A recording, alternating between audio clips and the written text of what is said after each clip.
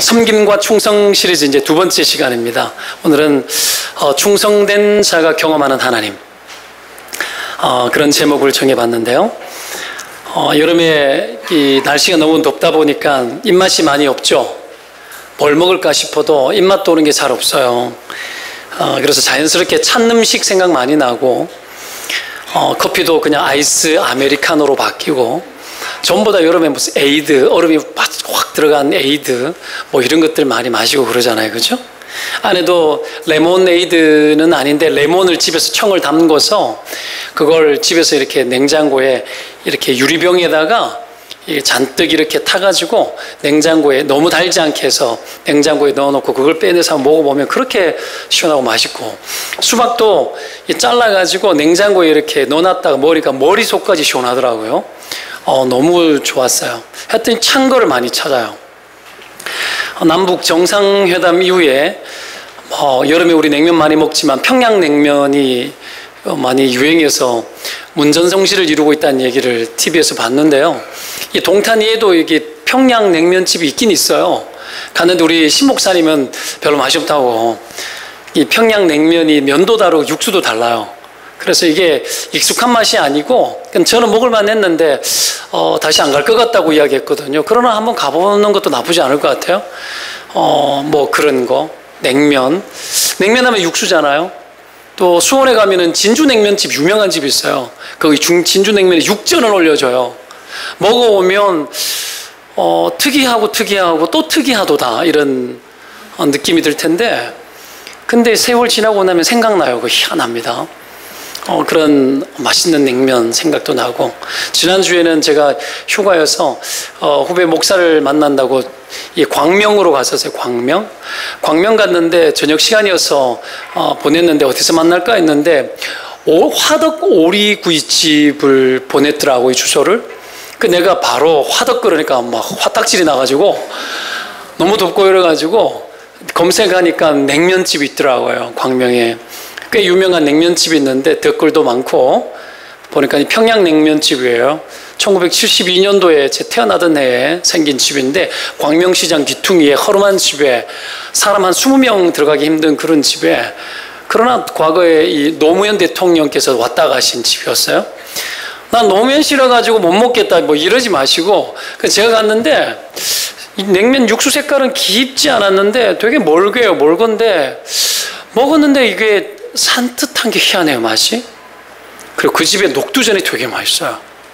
그래서 맛있게 먹고 왔는데, 개인적으로 냉면에 눈을 뜨게 해준 냉면은 제가 대구에서 과거에 생활할 때, 사역할 때 저희 교회 장로님이 운영했던 서울 칡냉면, 냉면의 혁명, 냉면에 눈을 뜨게 눈을 열어준 냉면, 그 냉면집 아직도 기억납니다. 나는데 25살 때인가 처음 그 집 가서 냉면을 먹고 냉면이 이렇게 맛있는 거구나를 처음 체험했던 그 냉면 먹고 싶어요. 근데 왜 이런 이야기를 하느냐 하면, 더우니까 머리 식히라고 한 이야기이기도 하지만, 그 장로님이 그 당시만 하더라도 냉면 육수를 배우려면 1,000만 원에서 한 2,000만 원 줘야 배운댔어요. 냉면 육수를 함부로 가르쳐주지 않습니다. 봉지냉면 시중에 파는 것과는 차원이 다르죠. 이 냉면 육수가 1년 사시사철 봄, 여름, 가을, 겨울 냉면을 하시는데 한결같이 그 맛이 일정하게 보존이 되어지고, 그 이야기를 하시면서 자기 동생분에게 자기도 이제 한번 영업을 이 개업을 해서 한번 장사를 해보겠다 해가지고 냉면 육수를 가르쳤는데 후회하시더라고요. 괜히 가르쳤대요. 맛이 다 달라졌다라는 거예요.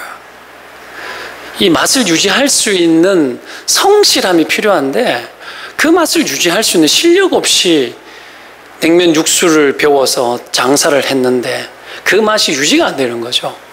그 이야기를 이렇게 하더라고요. 그래서 제가 생각나는 게 그거예요. 딴 게 없고요. 이 과정이 없으면 탈 나는구나. 과정이 없으면 탈이 나는구나. 뭔가 중요한 것을 맡고 중요한 것들을 이루기 위해서는 그 중요한 것을 맡을 만한 실력이 필요하구나 라는 생각을 해보게 돼요. 여러분, 쉽게 도달하려고 하는 것들은 그래서 때로는 악입니다. 그래서 디모데서의 말세의 특징은 조급함으로 나오죠. 빨리. 그래서 사행성 무슨 이름이 붙는 것들은 대부분 다 악한 겁니다.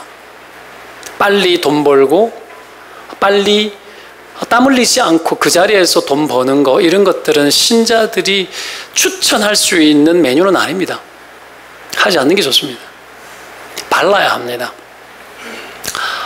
물론 합법적인 보장 안에서는 어느 정도 괜찮지만 그것이 과해지는 건 바람직하지 않죠. 여하튼 빨리 뭔가를 도달하는 것은 쉬운 것이 아니고요. 그렇게 바르게 했을 때 쉽게 도달할 수 있는 것이 아닙니다. 그래서 언제나 그렇지만 하나님도 마찬가지예요. 충분히 검증된 사람, 과정을 충분히 통과한 사람 통해서 하나님의 뜻을 이루는 하나님의 도구로 하나님이 주로 그렇게 쓰셔요. 귀하게 쓰이는 사람일수록 더 그렇겠죠. 하나님도 그렇고요. 그 하나님을 닮은 인간 세상의 일도 똑같습니다. 그냥 갑자기 뭘 되는 거, 인간 세상도 그렇게 바람직하게 우리는 그런 걸 원하지만 그게 정도는 아닌 거죠. 그죠? 흡족한 사람, 신뢰가 될 만한 사람에게 중요한 것들을 이 세상도 맡기는 겁니다. 오늘 본문에 등장하는 이 모세도 말이 왕궁에서 40년 보냈지? 보십시오. 자기가 이스라엘 백성의 정체성에 눈을 뜨기 시작하면서 애굽 왕궁, 자기 민족을 혹독하게 노예 삼아 그렇게 피를 말리는 그런 애굽의 왕자로 있는 것이 여러분 마음이 편하겠습니까? 불편하죠, 그죠? 그 40년의 세월 동안에 그 왕궁 안에서 왕자의 교육을 받았다 우리는 추측을 하지만 그러나 쉽지 않았을 겁니다, 그죠? 게다가 40년 이후에 어느 날 자기 민족을 위해서 의욕만 앞선 믿음, 그 믿음도 믿음입니다. 여호와를 위한 열심이 믿음은 맞아요. 근데 의욕만 앞선 그 믿음으로 인해서 순간적인 실수로 사람을 쳐서 죽이고 결국은 광야 40년 동안 잊혀진 존재로 덧없는 세월을 산 것처럼 나이 80세 노인이 될 때까지 아무도 여러분 주목하지 않는 인생의 세월을 그렇게 보내지 않습니까? 그 과정을 보내요. 하나님이 여러분 그냥 되게 하지 않습니다. 우리야 그렇죠. 요즘이야 안 하려고 해서 문제죠. 충성도 안 하려고 해서 문제죠. 좀 하자 그러면 힘들어요. 어때요? 이 핑계 저 핑계 뭐 많아요. 바빠요. 전부 돈 번다고 바쁘고 뭐 때문에 바쁘고 하면서 안 한다 그러고 옛날에는 좀 안 그럴 때가 있었거든요. 교회 대부흥기 때는 왜 나를 안 시켜주냐고 자존심 상해하고 안 시켜주는 것 때문에 막 싸우고 막 이랬거든요. 지금은 그런 것 가지고 좀 싸웠으면 좋겠어요. 워낙 안 하려서 문제인데 하나님이 여러분 이유 불문하고 하든 안 하든 간에 하나님이 통과하는 과정을 통해서 지금 이 시대도 답답하니까 니라도 해라 이런 식으로 천박하게 하나님의 사역을 우리가 할 수가 없어요. 지금도 하나님의 유일한 하나님의 소원과 마음은 하나님의 사람들이 잘 준비되어서 하나님의 일을 감당하기에 충분케 되어지는 걸 지금도 원하십니다. 믿으시기를 축원드립니다. 하나님 지금도 원하셔요. 이때 하나님이 그래서 그냥 되게 하지 않기 위해서 검증하는 게 있는데 충분히 쓰임 받을 만한 사람인지를 무엇을 검증을 하느냐 하면 충성스러움을 검증합니다. 하나님께서 사람을 쓰시는 과정 속에서 반드시 충성스러움을 검증해요. 그런 후에 본격적으로 중요한 것들을 맡기기 시작합니다. 여러분 일도 그러잖아요. 시켜보고 시키잖아요. 그렇죠? 시켜보고 시키죠? 아무나 막 씁니까? 면접을 보는 이유가 어디 있어요? 검증을 나름대로 해보는 거죠. 그리고 여러분 인턴 과정 같은 걸 막 수습 과정을 하죠. 시켜보고 하는 거예요. 왜 함부로 못 믿으니까?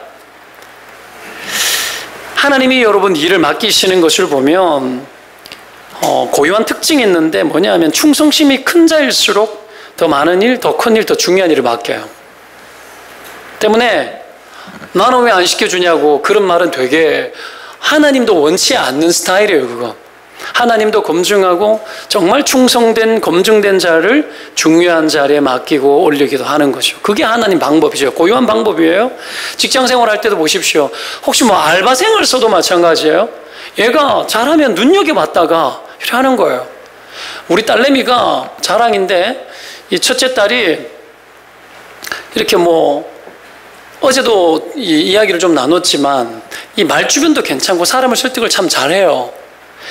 이 자기가 가는 화장품 집이 있는데 그 아저씨가 아줌마인지 아저씨인지 저는 몰라요. 우리 딸 보고 알바하라고. 요놈이 막 빠르거든요. 그래서 막 설명 같은 거 잘 알고 정보가 충실해요. 정보가. 이러니까 이렇게 얘가 하면 잘할 것 같은 이 사람 보니 눈이 있는 거죠. 그 양반이. 그렇죠? 직장에도 마찬가지죠. 눈여겨보죠. 요즘 세상 어디 그렇습니까? 인사고과는 잘 받으려고 그러고 번지르르하게 남한테 어떡합니까? 보여줄 때만 잘하려고 그러고 힘들고 어렵고 굳은 일들 이런 거 뒤에 빠지고 다른 사람이 다 하고 요즘도 그런 사람 많거든요. 빤하잖아요. 그렇죠? 여러분 그렇게 신앙생활 해서도 안 되지만 그렇게 일을 해서도 안 돼요. 충직하게 해야 되는 거예요. 자, 만약에 여러분 내 직장에 내 사업처에 일꾼 하나 들어왔는데 정말 자기 일처럼 해요. 호랑이 새끼를 키우는 게 아니고 자기 일처럼 하면 그 사람에게 기회를 안 주겠습니까? 그럼 나중에 되면 그 사람에게 직장의 리더의 자리, 사장 자리까지 안 맡기겠어요? 내 자녀가 할 일 없으면 그 사람에게 맡기지? 당연히 맡기지. 내 같아도 맡기겠어요? 그거 상식이죠. 그거 하나님 스타일이에요. 하나님도 그렇게 하시는 분이세요. 그래서 맡은 자에게 구할 것은 뭐라고요? 충성이에요. 우리에게 무슨 일을 맡든지 악한 일이 아닌 이상 그 일을 맡았을 때는 뭐 하게 해야 돼요? 충성스럽게 해야 돼요. 충성스럽게. 그건 여러분 집에서 설거지 하는 것도 그렇게 해야 되고요. 교회 일도 그렇게 하고 먹고 사는 일도 그렇게 해야 돼요. 충성스럽게 해야 됩니다. 충성스러운 사람은 보면 알아요. 시간 사용, 그리고 일을 얼마나 깔끔하게 하는지 충성스러운 사람 보면 알아요. 표시 나요. 그렇죠? 그러면 이 사람이 충성스러운 사람인지 아닌지 분별하는 기준과 기초가 뭐죠? 언제나 충성의 기초는 뭔지로 아십니까? 성실성입니다. 성실성. 그것으로 충성스러움을 보는 거예요. 그리고 여러분 충성을 점검하는 이 성실함, 이 성실함은 두 가지로 나눠집니다. 성실함은 두 가지로 크게 나눠져요. 그것이 검증된 자가 충성스러운 사람이에요. 첫 번째 게 뭐냐면 일에 대한 성실함이고요. 두 번째는 사람에 대한 성실함이에요. 하나님이 이 두 가지 다 눈여겨봐요. 모세가 40세의 나이에 자기 민족을 위해서 열심을 낼 때에 일에 대한 의욕이 정말 많았습니다. 그래서 자기 민족이 고난당하는 현장을 살폈죠. 일을 잘하는 사람의 마음은 늘 현장에 있어요. 현장이 어떤지를 늘 살펴요. 일에 대한 관심이 있는 사람이죠. 살피는 거. 저도 늘 살펴요. 살핍니다. 어제는 저기 새거족실에 형광등이 껌뻑껌뻑 끓이는 거예요. 천정 되게 높죠. 형광등 빼내려면 여러분 의자 놓고 올라가면 좋겠지만 의자로 안 되죠. 뭐 갖고 와야 되죠? 사다리. 그럼 저 베란다에 있는 사다리 뭐 있거든. 되게 무거워요. 요즘 제가 이게 안 좋거든요. 그래도 어떻게 그 사역자들 아무도 없고 그때는 있으면 같이 하자 이러거나 했을 텐데 애써 가지고 나와가지고 시켜도 되거든요. 사실은 불고기 꺼버리면 되고 그것도 안 쓰니까 꺼버리고 사역자 들어오면 내일 저거 좀 처리해 이렇게 하면 되잖아요. 얼마나 편해요. 시키는 게 얼마나 편해요. 근데 애써 제가 한 거죠. 의자 들어 나르고 사다리 타고 올라가가지고 형광등 빼고 그렇게 잘 모셔놨어요. 모세가 이런 현장성이 있었어요. 현장이 어떻게 돌아가는지. 사장이 현장에 없으면 여러분 돌아가는 게 말이 아닙니다. 그래서 뭐 장사집 먹는 집 이런 거 하는데 사장이 직접 없으면 참 힘들어요. 시켜보면 알아요. 사장만큼 여러분 자기 일처럼 할 사람이 누굽니까? 자기 일처럼 거의 잘 없어요. 월급만큼만 일하려고 그러는 그런 세상 아닙니까? 그죠? 월급만큼만 해줘도 고맙죠 사실은. 이야 이게요 여러분 간단치 않는 거죠. 모세가 그런 현장성이 있었어요. 그 현장감을 놓치지 않기 위해서 애를 많이 써요. 애를 많이 쓰고 바닥에 휴지였으면 반드시 줍습니다. 반드시 줘요. 눈에 보이면 줘요. 애를 쓰는 거죠. 애를 쓰는 거예요. 모세가 이런 성실함이 있었는데 그래서 현장을 봤는데 수시로 들여봤겠죠. 근데 문제는 뭐죠? 어떻게 도울까를 늘 고민하면서 봤는데 어느 날 자기 민족이 애굽 사람에게 고난당하는 것을 보고 흥분해가지고 주먹질해가지고 죽여버리잖아요. 뭐가 안 된 거죠? 사람에 대한 성실함이 없었던 거예요. 사람에 대한 성실함은 무엇으로 유지할까요? 성품으로 유지해요. 일은 성질이 지랄마저도 일을 잘하는 사람이 있어요. 근데 사람하고 부딪히면 일을 때려치우는 경우가 많습니다. 그래서 참고 참는 힘이 필요하고, 여러분, 사람에 대해서 인내할 수 있는 힘이 필요한데 그게 성품입니다. 모세의 성질이 불같았잖아요. 그렇죠? 억했잖아요. 그런 어떤 성질머리로 있었기 때문에 결국은 일도 못하고 광야로 도망자의 신세로 살게 된 것 아닙니까? 그래서 하나님 그거 건드려요. 모세를 쓰려고 그러니까 그 성질머리 건드려야 되니까 그 성질머리를 죽이지 않고는 이 이스라엘 백성에 맡길 길이 없어가지고 광야 40년 동안에 뭐 합니까? 온갖 양을 다 만나게 하는 거죠. 온갖 양들. 여러분, 제가 페이스북에다가 여러 달 전에 올린 영상이 하나 있는데 정말 재밌는 영상이에요. 길이 있는데 목동이, 요즘도 목동 많습니다. 여러분, 이 아프리카 쪽으로 가면 목동 많아요. 가면 지금도 옛날 방식으로 많이 양몰이를 해요. 이렇게 길을 이렇게 아스팔트 길을 이렇게 건너는데 목동이 이렇게 어떻게 했는데 목동이 잠시 이렇게 양을 안 보고 뒤를 살짝 돌아보고 있는 찰나에 양 한 마리가 달려 들어가지고 목동을 들이받는 거예요. 들이받으면 아야 뭐 이게 아니고요. 팍 들이받는데 팍 꺾어져 버려요. 팍 쓰러져요. 그래가지고 여러분 일어나려고 하고 막 겨우 일어나서 또 멈추시려는데 이 양이 한 번 더 들어가지고 들이받는데 나가 떨어져요. 양도 작은 양이 있고 큰 양이 있어요. 양이 성질머리가 여러분 그런 거예요. 되게 온순하다 생각하는데 그거 보고 아니구나. 들이받는 양이 많구나. 들이받는 양이 많구나. 들이받는 성도도 많고. 보고 배우는 거죠. 예행 연습하는 거예요. 그리고 또 어떻게 합니까? 근시잖아요. 아주 근시해요. 그래서 바로 앞에 것밖에 못 봐요. 양은. 길을 이탈하면 지 마음대로 가버려요. 그래서 여러분 목자가 양을 찾으러 가는 거예요. 왜? 길을 잃어버리면 돌아올 수가 없거든요. 그래서 개가 여러분 양몰이를 할 때 양이 멀리 벗어나지 못하도록 개가 계속 주변을 지키잖아요. 그렇게 하는 이유가 있어요. 그 공간을 벗어나지 못하게 하기 위해 가지고 그렇게 양몰이를 하는 겁니다.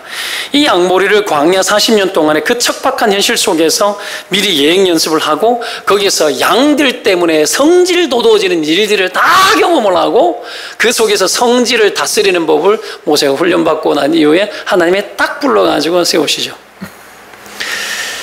여러분, 이 모세의 이런 이 양을 향한 충성, 이것이 이스라엘 백성들을 광야로 인도하고 있는 이 여정 속에도 그대로 나타나고 그의 충성심만 나타나는 것뿐만이 아니라 충성심이 나타난다는 건 이스라엘 장정만 200만 명의 그 인간들을 향한 충성심인데 그 성질이 얼마나 많이 올라왔겠습니까? 그 속에서도 오늘 본문은 모세의 충성심을 잘 보여주고 있는데 하나님은 모세를 그래서 7절에 이렇게 표현을 하고 있죠. 한번 볼까요? 7절에 뭐라고 나와 있습니까? 내종 모세와는 그렇지 아니하니 그는 뭐요? 내 온 집에 뭐함이라? 충성함이라. 내 온 집에 충성함이라. 하나님의 집이 얼마나 큽니까? 이스라엘 집이 장정 200만 명이니까 그렇죠? 어마어마한 그 온 집에 다 충성되게 했다라는 거죠. 여기서 한 가지 우리가 배워야 될 교훈이 있는데 그것이 뭐냐면 쓰임받는 자들은 한계를 뛰어넘는 남다른 충성을 경험하는 이 일을 통과해야 돼요. 반드시 통과해야 됩니다. 그 통과의 여정을 통해서 하나님이 세운다라는 걸 기억하셔야 돼요. 특별히 어떤 한계를 뛰어넘어야 되느냐 하면 사람에 대한 한계를 뛰어넘어야 됩니다. 일에 대한 한계보다 사람에 대한 한계를 반드시 뛰어넘어야 돼요. 우리가 하나님을 위해 살다 보면 여러분 헐떡고개가 와요. 신자로 살다 보면 와, 내가 이거 참아야 돼? 내가 이거 해야 돼? 막 숨이 헐떡헐떡 넘어가는 거예요. 고갯마루 넘어가야 되는데 숨이 차서 그만두고 싶은 그런 헐떡고개가 수도 없이 옵니다. 내가 이거 어떻게 해야 돼? 하라, 해, 말어, 죽여, 살려. 막 이러면서 여러분 갈등할 때가 있지 않습니까? 사람에 대한 헐떡고개, 스트레스가 극에 달합니다. 자녀를 돌볼 때도 헐떡고개가 오고 셀 안에서도 헐떡고개가 와요. 이 인간은 품어야 돼, 말아야 돼요. 목사로 있으면 어떻습니까? 내가 이 인간을 어떻게 해야 돼 말아야 돼? 똑같이 있죠. 직장생활 할 때 어떡합니까? 내가 사표 가슴에 품고 다닌다. 어떡합니까? 그러다가 어느 날 집어 던지고 어떡합니까? 직장 상사한테 야이 XX야. 내하고는 다시는 볼 인연이 아니다. 니 내 다시 만나면 그때는 내한테 죽는다. 그걸 확 집어 던지고 확 그러고 나면 속 시원한 것 같은데 그 뒤부터 이제 막 이렇게 이게요 충동으로 해결될 문제가 아니에요. 충동을 다스려야지. 모세의 그 충동성이 이스라엘 여러분 이 백성들 앞에서 충성하면서 그 충동성이 다스려졌어요. 그 모든 과정 속에 모세가 죽죠. 여러분 이런 극에 달하는 헐떡고개를 만났을 때 우리의 성실함을 사람에 대한 성실함을 끝까지 유지하는 방법이 있습니다. 오늘 본문에 잘 나와요. 모세에 대해서 나오는데 세 가지 정도로 볼 수 있는데요. 세 가지. 첫째, 갈지 않는 거. 사람을 내가 네 한번 갈아보겠다 그 생각하면 안 돼요. 갈지 마요. 갈지 마요. 갈는 순간 여러분 우리의 온유함이 깨집니다. 예수님도 우리를 갈지 않잖아. 그렇죠? 자신의 구속을 완성하기 위한 그 충성을 다할 때 갈지 않고 우리를 사랑하셨잖아요. 그렇죠? 갈지 않는 것. 두 번째, 온유함을 반드시 훈련받을 것. 온유함을 지킬 것. 세 번째, 하나님께 맡길 것. 내 속을 다 긁어놓는 그 인간 하나님께 맡기는 거예요. 심판해 달라는 그런 저급한 차원이 아니고 하나님 좀 붙들어 달라. 하나님께 맡기는 거죠. 이 상황과 여건에 대해서. 이게 한계를 뛰어넘는 자의 자세고요. 충성에 도달하려고 하는 자가 유지해야 될 성실함의 기초가 이 세 가지로 구성이 되어져 있습니다. 오늘 본문을 보면 이 세 가지가 잘 나오는데 모세가 구스 여자를 취했잖아요. 구스 여자를 취했습니다. 이방 여자. 이스라엘 혈통 아닌데 광야에서 왜 장가를 또 가냐. 십보라 아내가 죽었거든. 죽었기 때문에 취했다는 얘기는 나오지 않지만 거의 대부분의 학자들이 죽었다고 봐요. 죽고 난 이후에 누구요? 다른 여자를 취하는데 이방 여자를 취한 거야. 되게 매력적이었는지 몰라도 이방 여자를 취했어요. 그러나 보십시오. 출애굽의 현장 속에 같이 있다는 얘기는 이 이방 여자가 개종한 여자예요? 개종 안 한 여자예요? 개종한 여자지. 요즘으로 따지면 예수 믿는 여자인 거예요. 지금으로 따지면 뭐예요? 예수는 믿는데 부모님도 예수 안 믿잖아. 약간 그런 스타일일 수 있어. 그래서 반대하고 뭐. 근데 이유 불문하고 뭐 십보라가 죽었는데 6개월 만에 새 장가 들어가지고 욕을 했는지 모르겠어. 지금 이 미리암하고 아론이. 요즘도 그럴 수 있잖아요. 뭐 아내 죽고 난 이후에 예를 들어서 뭐 6개월 만에 새 장가 들었다 그러면은 저 인간이 원수 같은 놈이 막 이럴 수 있잖아요. 1년도 아니고 6개월 만에. 이건 분명히 아내가 죽기 전에 연애질 하고 있었을 거라고. 막 상상 막 하면 피가 막 거꾸로 막 솟아 오르는 거예요. 그런 식으로 생각할 수 있죠. 이유 불문하고 그 내용은 잘 나오지는 않아요. 그러나 상상을 해보면 뭔가 아론과 미람이 봤을 때 속에 차지 않는 뭐가 있었는 거예요. 모세가. 지들이 속이 차지 않았는 건지 모세가 실수했는 건지는 잘 나오지 않아요. 그러나 불법은 아니에요. 이유 불문하고 그런 상황 속에서 대항을 하죠. 비방을 하죠. 그죠? 비방을 했습니다. 여러분 2절을 보십시오. 비방하는 내용이 다 고구면 좋은데 2절을 한번 읽어보겠습니다. 2절 시작. 그들이 이르되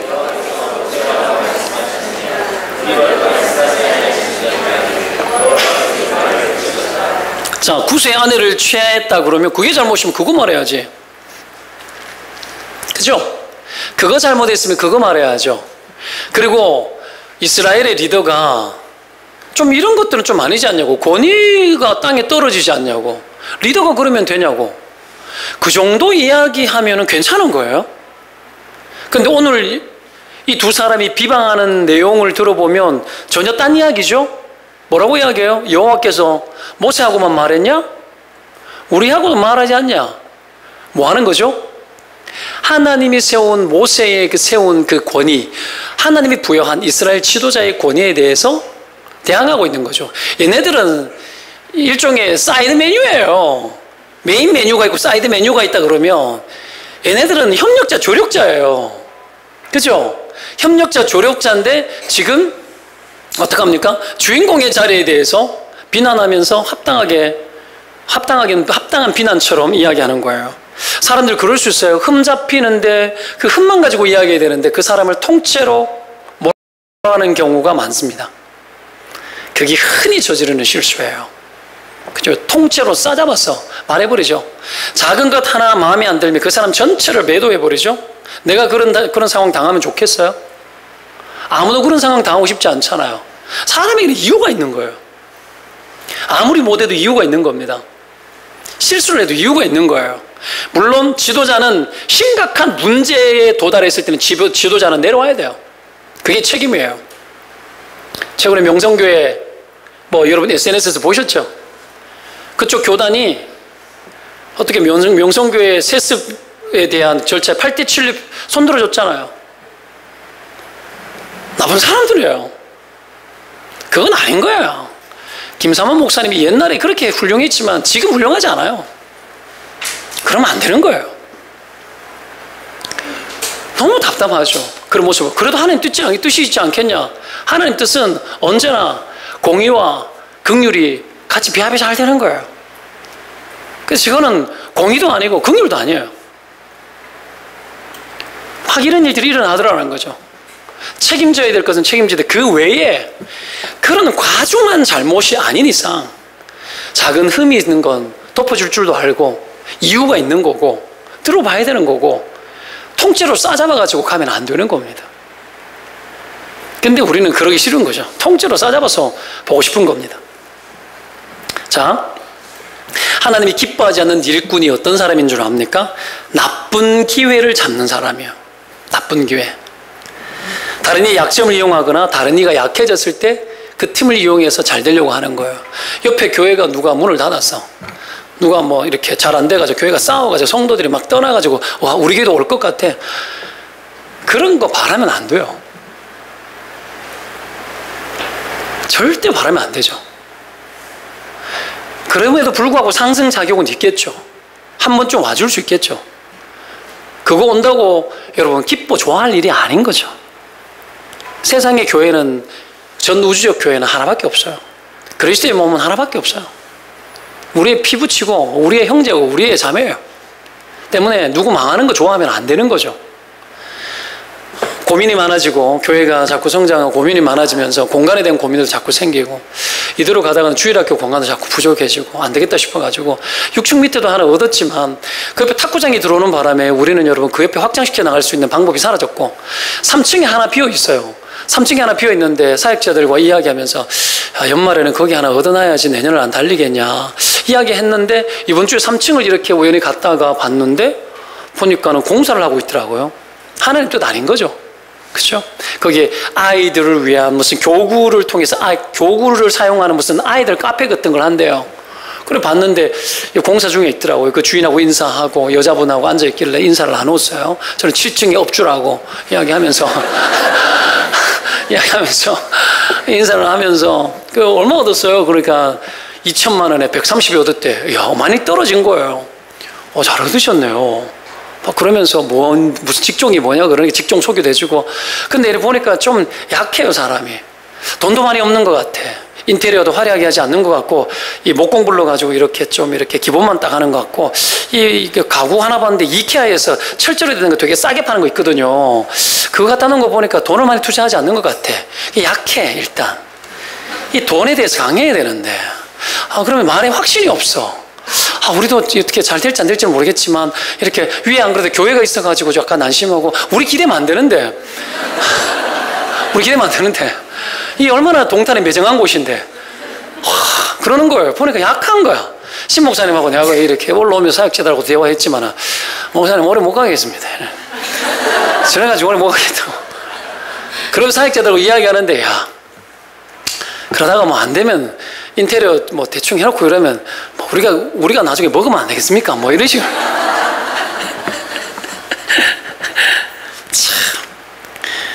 참. 그런 이야기 그 사람이 직접 들으면 화나겠어 안 나겠어요? 화나죠.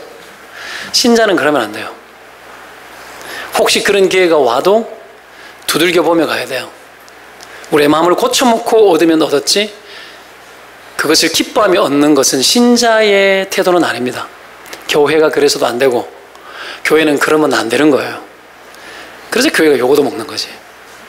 그런 식으로 해서 다른 사람의 것들을 내 것으로 삼는다고 해서 좋겠습니까? 하나님은 세상보다 크신 분인데, 그런 하나님 믿으면서 속은 좁아 빠진 생각들, 천박하게 그지없는 생각을 하면서 그 이득이 왔다고 기뻐하고 은혜라고 여기고, 은혜라고, 때로는 불법을 하고 뭔가를 얻는 것도 하나님이 베푸신 은혜라고. 못됐죠. 절대 하면 안 되는 것이, 절대로. 참, 그래서 우리가 그렇게 이야기해서 결론을 이렇게 내렸습니다. 야, 잘 돼서 나가도록 기도하자. 하여튼, 그런데 교회뿐 아니라 세상도 그러면 돼요, 안 돼요? 세상 사람도 그러면 안 되는 겁니다. 예수 믿는 자만 그래도 되는 게 아니고 세상 사람도 그러면 안 되는 거예요. 어떻게 그런 것을 맞다고 여기면 할 수 있습니까? 안 되죠. 모세가 여러분 이 상황에 다다랐는 거예요. 공격받고 찬스다, 나쁜 기회를 이용하는 사람들이 막 와서 말을 막 뜯어먹으려고 하는 거예요. 비방을 막 공격을 받는데 모세가 대항하지 않죠. 어떻게 처신합니까? 갈지 않죠. 2절에 보면은 이렇게 나오죠. 끝에 2절 끝에 이렇게 나오죠. 한번 볼까요? 여호와께서 뭐요? 이 말을 들으셨더라. 아론과 미리암이 하는 이야기를 여호와께서 딱 듣고 있었어요. 모세가 갈지 않으니까 하나님이 다 듣고 있는 거예요. 하나님이 갚는 걸 뭐라 그러죠? 하나님이 신자들을 갚을 때가 있어요. 그때가 언제인 줄 알아요? 공의로운 심판하는 게 갚는 거예요. 모세가 저항하지 않고 모세가 하나님께 맡겼잖아요. 그 온유한 성품. 갑자기 이 말이 왜 나왔어요? 3절에 생뚱맞게 지면의 모든 사람보다 온유했다. 뭐예요? 모세가, 어떤 학자는 모세가 직접 미리암이 직접 모세에게 이야기 안 했다라고 말하는 학자도 있지만 저는 그렇게 보지 않습니다. 이 말이 나왔다라는 건 모세가 그 이야기 듣고도 온유함으로 버틴 거예요. 버틴 거죠. 그리고 어떻게 합니까? 침묵을 지키고 그냥 하나님께 다 맡기는 거예요. 하나님께 맡기는 거예요. 하나님께 맡겼잖아요. 하나님이 갚아버리는 거예요. 4절에 보세요. 여호와께서 갑자기 전혀 모세도 생각하고 있지 않고 미리암과 아론도 뭐 말 비방해놓고 잊어버리고 있고 그냥 뭐 뭔 일이 있겠나 그러고 있을 때 하나님이 갑자기 어떻게 합니까? 불러 세웁니다. 불러가지고 어떻게 밟아버려요. 이놈의 자식들. 비방하고 충동질했던 것들에 대해서 모세는 여러분 40년 동안의 양떼 감당하고 지금 이 이스라엘의 온 가족을 감당하기 위해 속이 썩어 문드러지기까지 그들을 품고 품으면서 그 온유함이 지면의 모든 사람보다 승할 만큼 그의 마음이 다스려지고 있는 그 순간순간을 모세가 지금도 보내고 있는 거죠. 그때 하나님이 나서서 모세를 변호해주고 재판해주는 거예요. 재판해주고는 어떻게 하면 미리암에게 벌 주죠. 문둥병이 바라게 했잖아요. 하나님이 여러분 기억했다가 건드려버려요. 이런 거 너무 바래도 안 돼요. 바래도 안 돼요. 모세는 말하지 않았어요. 모세가 그 형편 당했다고 하나님 벌해주십시오 이렇게 했어요. 그러지 않았어요. 뒤에 미리암이 문둥병 바르는 거 보고 모세가 하나님께 나아가서 고쳐달라고 호소해서 병이 나아요. 모세는 그런 사람이라 갈지 않고 온유하고 하나님께 맡기고 어떻게 해서든지 간에 하나님 앞에 사람 앞에 충성스러운 사람이 되기 위해서 그 마음을 다하여 그렇게 살아갔던 겁니다. 여러분 사람에 대한 성실이 쉽지 않죠. 나를 헐떡거리게 만드는 사람, 갈지 않고 온유함으로 대처해야 되는데 나의 분노를 충동시키는 사람, 그뿐만이 아니라 그들의 충동질은 지극히 정상이에요. 이 세상이 우리를 향하여 어떻게 대하는지에 대한 것들은 지극히 정상입니다. 죄인들이 살아가는 이 세상은 누구든지 나를 충동질할 수 있는 세상이에요.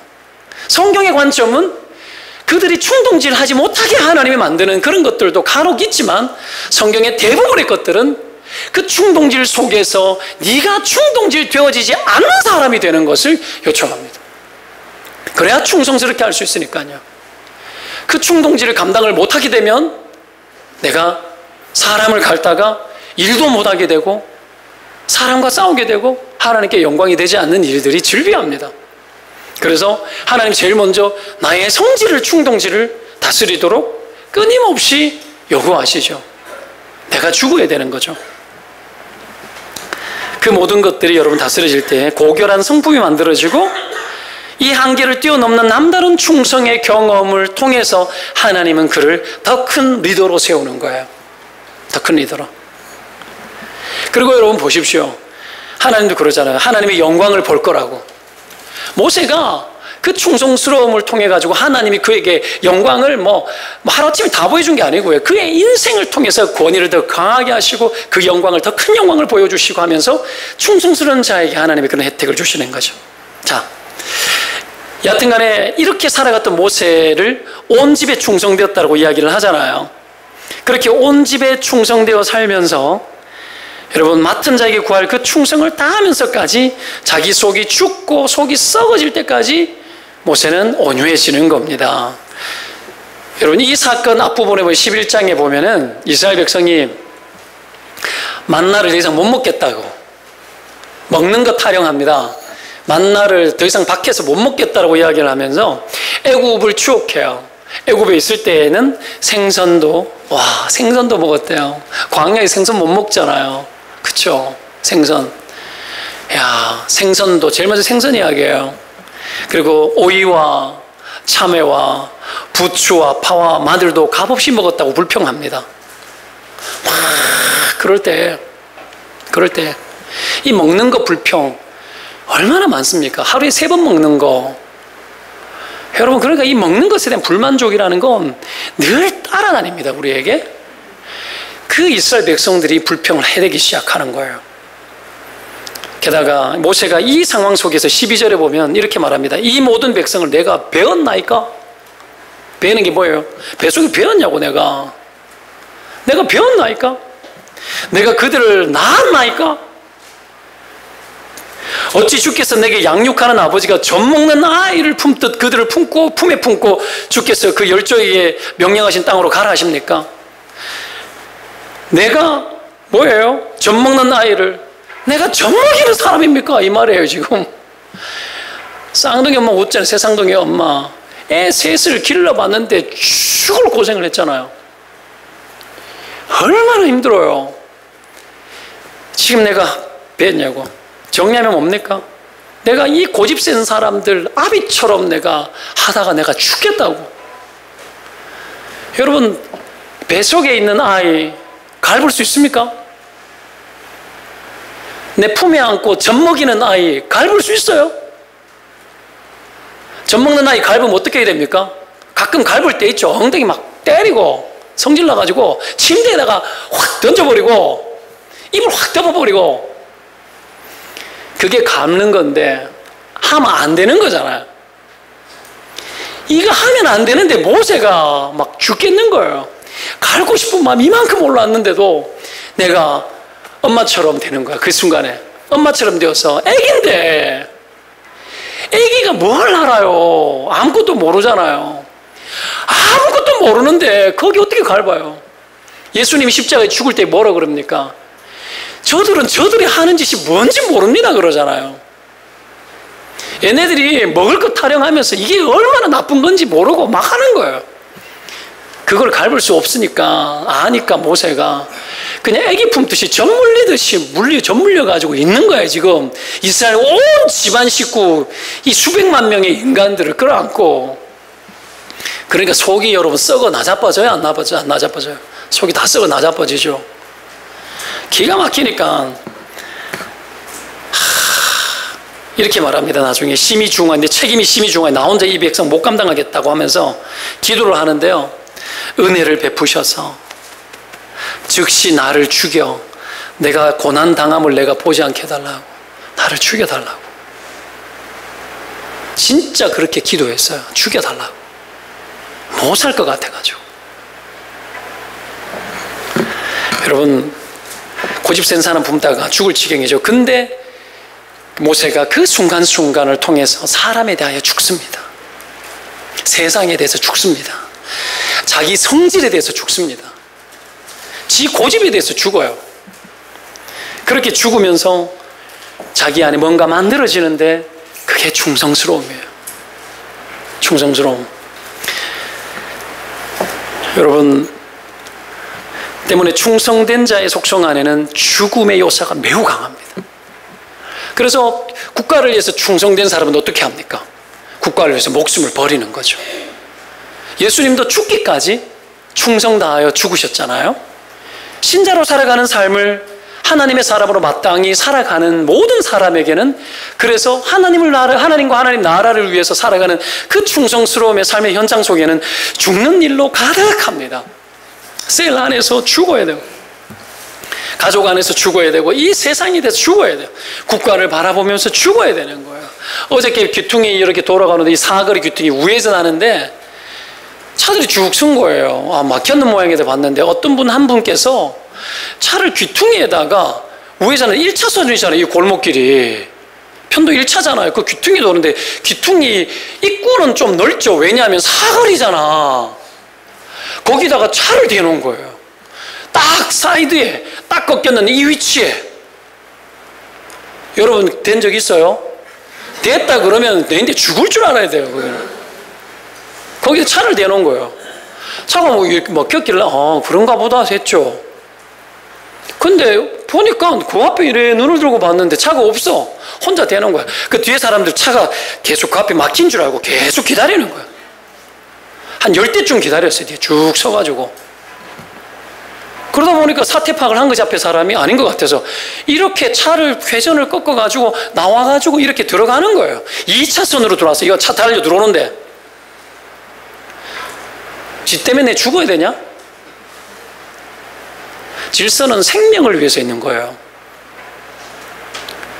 자기는 이유가 충분했겠지. 비상등 딱 켜고 항상 비상이야. 우리나라 사람들 비상이 너무 많아. 비상 켜지 말고 질서를 지키세요. 그러면 돼요. 화딱질이 막 올라오는 거예요. 화딱질이. 와, 이건 아니다. 그래서 쭉 지나갔는데 교회 봉고차 있잖아요. 교회 봉고차 탔지만 내가 있잖아요. 보든 말든 관계없이 내려가지고 차를 여기에 대시는 거 아니죠. 이 상황을 보시라고.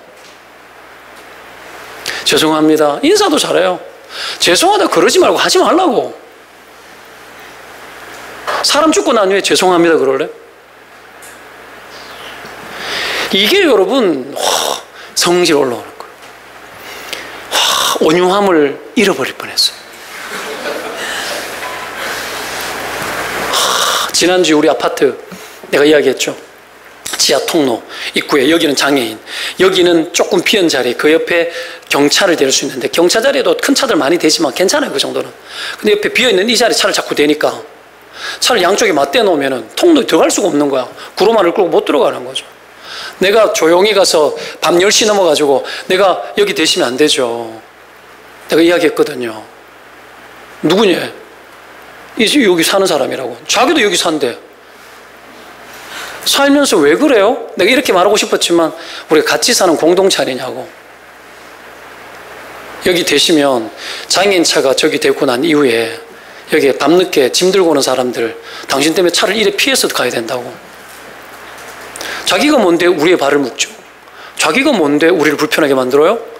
내가 내 새끼하고 같이 그것을 봤는데 왜 내 새끼가 무질서한 어른들의 형태를 보게 만들게 합니까? 자기가 뭔데? 그럼 안 되죠.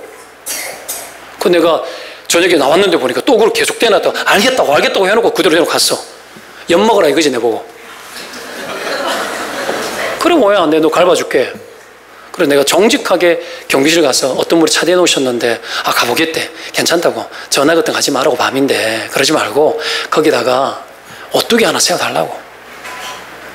그 다음날 딱 왔는데 뭘 글자를 붙여놨더라고요. 여기는 차 댈 수 있는 공간이 아니라고 딱 붙여놨어요. 그 다음날 갔는데 오뚜기 한 마리 세워놨어요. 욕했겠지. 뒤에서 내 욕했겠지. 그 새끼 때문에 이렇게 됐겠지. 욕했겠지. 관계없어. 분명히 욕했을 거예요. 내가 알아요.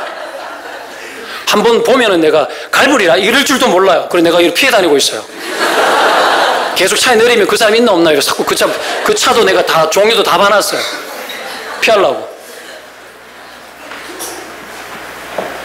참 세상 아름답게 살기 힘들죠.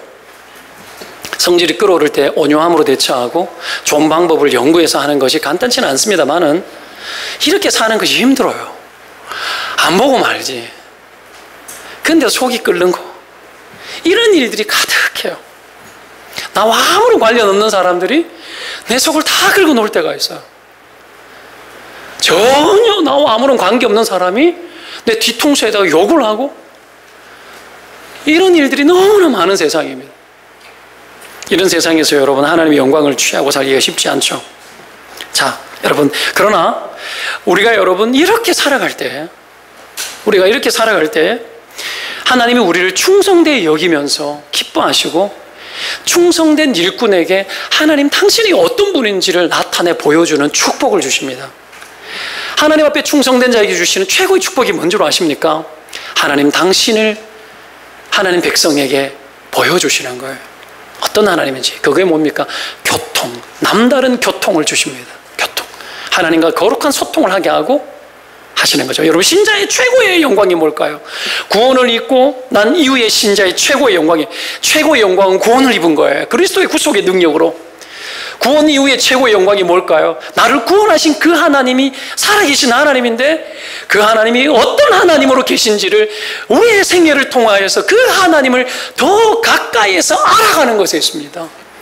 내가 믿는 하나님이 얼마나 큰 하나님이며 얼마나 광대하시고 그의 자비와 긍휼의 높이와 깊이와 크기가 어떤지를 사는 동안에 다 경험하고 내가 믿는 그 주님이 너무 좋아.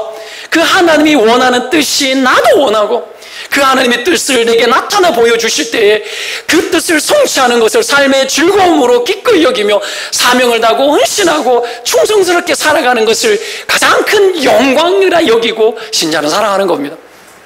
하나님 그 충성된 자에게는 더 열어줘요.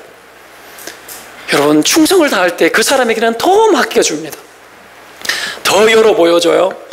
하나님의 비밀스러운 것들은 더 오픈시켜줍니다. 그래서 뭐라 그럽니까? 너는 내게 부르짖으라 그랬죠. 크고 놀라운 비밀을 보여줄 거라고 이야기합니다. 우리는 하나님과의 교제를 깊이 하면 내게 응답해 주시고 놀라운 비밀을 알려줄 것이라는 기대감 때문에 하나님과 고상한 교제들을 많이 합니다. 그런데 그러한 성경에 그렇게 부르짖어 기도하고 하나님의 비밀스러운 것들을 하나님이 열어주셔서 하나님의 그 일들을 더 감당할 수 있는 충성된 삶을 살았던 그 모든 정황과 그 삶을 살았던 사람들의 삶과 인생을 조사해보면 뭐가 나오느냐 하면 그들 모두는 주님의 부르심에 응하고 기꺼이 자신을 희생하기까지 충성스럽게 살아가는 그 정황 속에서 하나님 앞에 부르짖었고 그 정황 속에서 하나님의 뜻을 비밀스러운 것들이 열려져서 그 삶을 힘을 다하여서 사는 삶을 살았던 자들이었어요. 어떤 정황 속에서 충성스러운 정황과 충성스러운 삶의 의미라 여기고 살았던 자들의 그 삶 속에서 이 일들이 일어났다고요. 뭐가요? 기도도. 그래서 기도는 충성된 자의 삶과 매우 깊은 관련이 있습니다. 우리가 그래서 어떤 일을 맡게 되면 답답해서 기도하는 거예요. 기도는 충성된 자의 삶과 매우 깊은 관련이 있습니다. 모든 충성된 자는 하나님 앞에 모든 신실하게 충성스럽게 살았는 자들의 모든 삶에는 여러분 긴밀한 기도가 있었습니다. 하나님과의 깊은 영적 교통이 있었습니다. 그러나 모두 기도했다 해서 충성스러운 삶을 산 건 아닙니다. 수많은 그리스도인이 어떤 기도에 심취하여서 충성스럽게 살아가는 것, 그 충성에는 뭐가 있죠? 사람에 대한 신실함, 성실함, 성품, 일에 대한 성실함이 있지 않습니까? 그 충성스러움을 놓친 채 기도하는 이상한 영성을 추구하는 사람들도 많이 있습니다. 그래서 기도한다 해서 다 충성된 사람은 아닙니다. 그러나 하나님 앞에 귀하게 쓰임받던 모든 충성된 사람은 기도의 사람이었습니다. 하나님의 비밀을 알기를 원했고 하나님은 그런 자에게 교통하시고 자기의 비밀을 열어주셨습니다. 아브라함이 소돔과 고모라가 멸망하기 전에 아브라함에게, 친구 아브라함에게 보여주지 않겠냐고 아브라함에게는 가르쳐줬을 때 아브라함이 그래서 뭐 했습니까? 소돔과 고모라가 보이는 곳에 올라가서 그는 기도했습니다. 그래서 그는 충성된 주의 종이었습니다. 여러분, 이것이 신자의 최고의 영광입니다. 우리가 그렇게 살아갈 때 하나님은 자기의 일들을 우리 가운데 열어주시고 그 일들을 다 경험하게 하시는 거죠. 오늘 이 충성스러움 속에 살았던 모세에게 열어주신 축복도 결국은 그겁니다. 6절과 8절을 보도록 하겠습니다. 6절 읽겠습니다. 시작. 이르시되 내 말을 들어라. 너희 중에 선지자가 있으면 나 여호와가 환상으로 나를 그에게 알리기도 하고 꿈으로 그와 말하기도 하거니와. 8절. 그와는 내가 대면하여 명백히 말하고 은밀한 말로 하지 아니하며 그는 또 여호와의 형상을 보거늘 너희가 어찌하여 내 종 모세 비방하기를 두려워하지 아니하느냐. 충성된 자에게 주시는 최고의 축복이 뭡니까? 하나님이 꿈으로나 어떤 선지자만 하더라도 얼마나 하나님 앞에 귀하게 쓰임받는 자들입니까? 근데 꿈이나 환상으로도 아니고 모세에게는 직접 대면하여서 직접 말씀하시고 직접 들려주시는 거예요. 하나님을 어떻게 해요? 가까이에서 대하게 하는 거예요. 하나님 직접 앞에서 대하는 것처럼. 오늘 이 영광스러움이 여러분에게도 있으시기를 주의 이름으로 축원드립니다. 기도하면 하나님이 직접 말하는 것처럼 들리고, 말씀을 보는데 하나님의 말씀이 꿈틀꿈틀 살아 움직여 바로 나에게 지금 하는 레마의 말씀으로 바로바로 들리기 시작하고, 내가 어떻게 순종해야 될지에 대해서 하나님이 알게 해주시는 것이, 하나님이 시퍼렇게 눈을 뜨고 살아계셔서 지금 나와 함께하고 있다는 것이 내게 경험되어지는, 이것보다 신자의 더 큰 영광이 어디에 있습니까? 과연 여러분 이런 하나님의 영광을 여러분 구하고 있습니까? 우리의 영성의 기초가 하나님을 알고 하나님을 가까이 하고자 하는, 하나님 당신을 직접 경험하고자 하는 여기에 우리의 영성의 기초가 있습니까? 여러분, 더불어 하나님을 경험하고 하는 자들마다 하나님의 충성스러운 주의 종으로 서야만 그 경험을 하나님 우리 가운데 열어주신다는 걸 여러분 알고 있습니까? 수많은 사람이 하나님을 경험하고 싶지만 충성스러움이 없어요. 일과 사람에 대하여 충성스러움이 없어요. 그래서 기도의 응답도 사람에 대하여 충성스러운 자에게 기도의 응답이 있는 겁니다. 그래서 구하고 찾고 두드리라고 했던 그 성경의 본문 끝에 이와 같이 너희가 대접받고자 하는 대로 대접하라고 이야기하면서 기도의 응답에 대하여 성도가 성도에게, 사람이 사람에게 베푸는 선의와 희생과 충성스러움에서 응답을 이야기하고 있는 거예요. 여러분, 이게 성경이 우리에게 요구하는 거예요. 우리에게는 과연 이러한 충성스러움에 대한 원함이 있습니까? 이것은 무엇과 연결되는 줄 아십니까? 피상적으로 하나님을 알고 있는 우리의 신앙의 피상성을 뛰어넘어 극복하고 하나님 당신을 피상적으로 아는 것이 아니라 이제는 얼굴과 얼굴을 맞대어 주님을 알듯이 알아가는 것과 관련되는 겁니다. 그 모든 것들을 결정내는 것에 충성스러움이 있는 겁니다. 그러면 왜 모세에게 하나님이 직접 이렇다라는 것을 아론을 불러가지고 하나님이 증명하시고, 모세는 하나님의 형상을 보겠거늘 너희가 두려워하지 않느냐라고 이렇게 말하면서 이렇게 하신 이유가 뭘까요? 모세의 권위를 세우시기 위함이죠. 어느 정도의 권위입니까? 모세 뒤에 하나님이 직접 역사하는 분이라는 걸 가르칩니다. 왜 그렇게 하는 거죠? 모세의 권위를 세워서 사람들을 엇박지르기 위해서 그렇게 하는 것입니까? 아니죠. 이 모든 모세의 권위를 세우는 것 뒤에는 하나님의 지극히 긍휼이 있다는 것을 알기 위함입니다. 왜 그런지 아십니까? 수많은 신자들이 하나님을 멀리하는 것을 밥 먹듯이 하고 하나님을 가까이 해야 함에도 불구하고 가까이 하지 않고, 심지어는 하나님의 사람들의 삶에 대해서도 하나님을 향한, 보십시오, 하나님을 향한 경건성은 어디로 나타나느냐 하면 하나님의 사람을 대하는 경건성으로 나타납니다. 그 경건함이 사람이 사람을 대할 때 나타나는 거예요. 하물며 주의 종의 권위 아래 하나님의 사람의 권위를 가지고 있는, 그 뒤에 하나님이 직접 역사하는 그런 사람 앞에 함부로 말을 하거나 하는 이 모든 것 속에는 그들 안에 단순히 그를 비판하거나 권위를 무시한다는 차원을 넘어서 뭐가 있는 거냐 하면 하나님을 향한 충성스러움이 그들 가운데 없는 겁니다. 그래서 하나님의 사람을 통하여 하나님은 그 경건성을 잡아내는 거예요.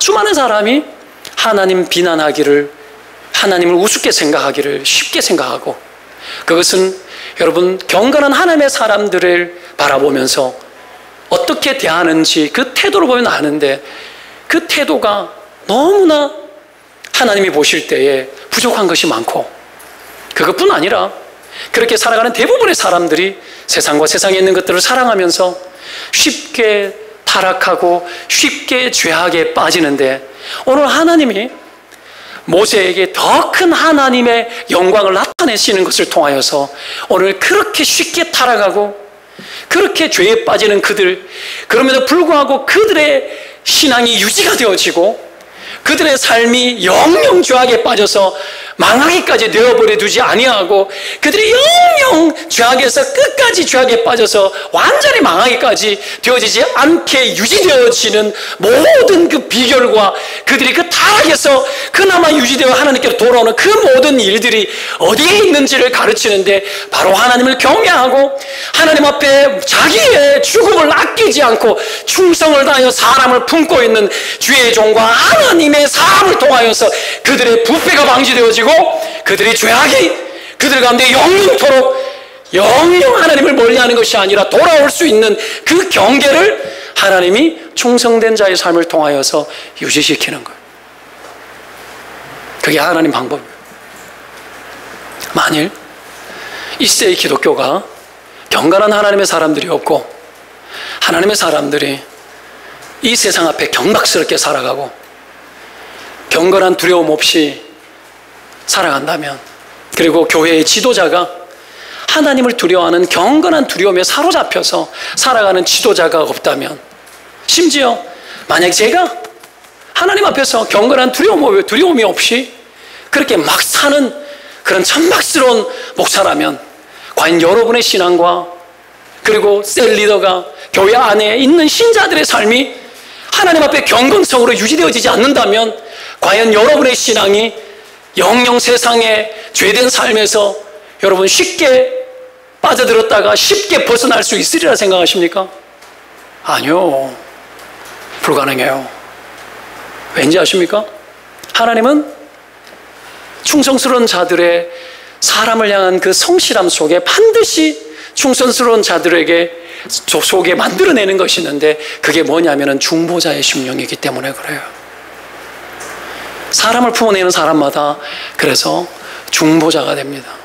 중보자는 예수님밖에 없지만 굳이 이 용어를 쓸 수밖에 없는 이유는 우리 언어에 한계가 있기 때문입니다. 중보자가 되게 하는 거죠.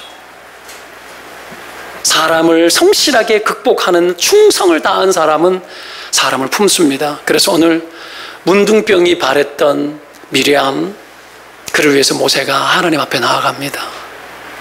자기를 향하여 대적질을 했는데 그를 위해 중보하는 거예요. 여러분, 그 영적 권위를 부여한 이유가 거기에 있습니다. 왜 부여합니까? 더 충성스러운 주의 종이 되도록 하기 위해서입니다.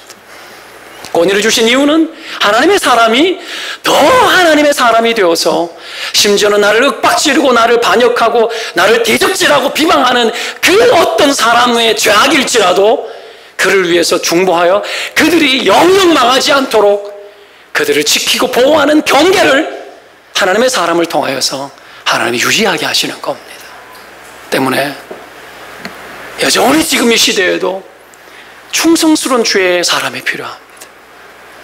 하나님 앞에 붙들려 지내는, 마음을 다하여 하나님을 사랑하고 주를 두려워하는, 온 마음을 다 지새워서 이스라엘 백성들이 망할 지경에 이르렀을 때에 내 생명책에 내 이름을 지어달라고 하면서 중보하면서 하나님 앞에 나아갔던, 충성을 다했던 모세의 심정을 가진 하나님의 사람들이 지금 이 시대에도 필요합니다. 그 어떤 때보다도 필요합니다. 여러분, 우리가 충성스러운 자입니까? 우리의 신앙이 유지되기까지 누가 우리를 위해서 충성을 다했죠? 여러분, 누구의 혜택을 입으셨습니까? 여러분, 수많은 사람이 참아주고, 수많은 사람이 이해해주고, 배려해주고, 견뎌주고, 갈지 않아주고, 인내해주고, 품어주고, 그것 때문에 여기까지 오시지 않으셨습니까? 용서받고, 이해받고, 못 본 척 해주고, 모대도 잘한다 해주고, 그 누군가가 충성스럽게 자기를 죽여 하나님 앞에 헌신했기 때문에 우리가 있는 겁니다, 여러분. 복음은 가볍게 피상적이거나 그렇지 않습니다, 여러분. 우리는 하나님 앞에서 남아있는 생애를 하나님께서 우리에게 부여하신 기회라 여기고, 우리의 삶을 다하여서 하나님 앞에 충성을 다하는 삶을 사는 그 일을 어떤 누구의 특별한 헌신처럼 취급할 문제가 아니라, 그 헌신과 그 충성스러움이 당연히 바로 나에게 요구하시는 하나님의 요구인 줄로 믿고, 그 충성과 헌신을 다하며 살아가야 합니다. 그런 삶을 살아가는 일에 여러분 헌신하는 은혜가 있기를 주의 이름으로 축원드립니다. 기도합시다.